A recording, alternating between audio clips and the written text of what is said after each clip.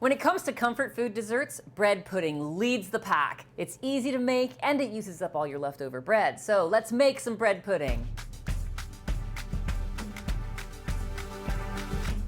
So we're gonna make a really basic bread pudding here today, but I'm gonna give you options of when you can add other flavors.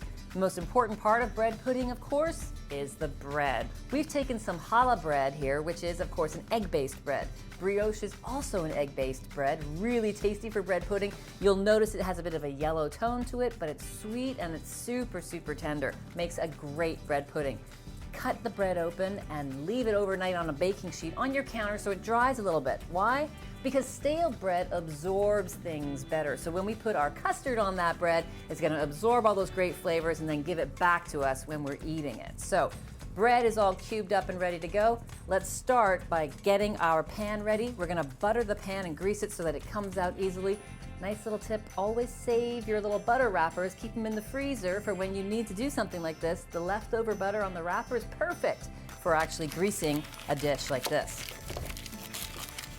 Okay, so greased dish, bread, let's make that custard. So I'm gonna beat up my eggs here and I'm gonna pour in my milk. And then of course, because this is a dessert, we're gonna add some sugar and sweeten that up. So sugar, eggs, milk.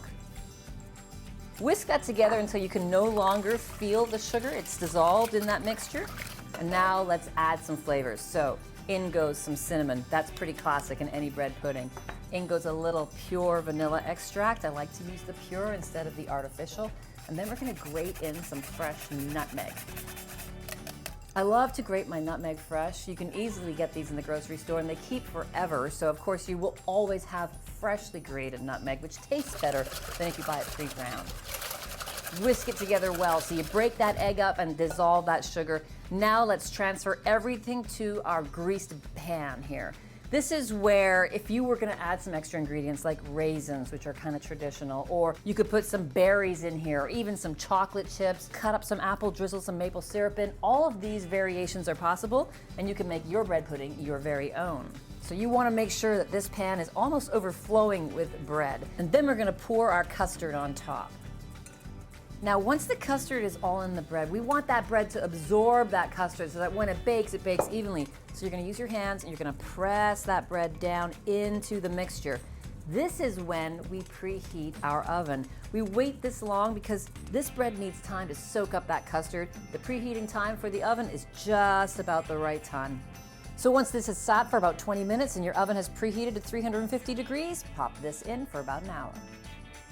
It should smell fantastic in your kitchen and people should be waiting for that bread pudding. So let's take it out and see if it's finished.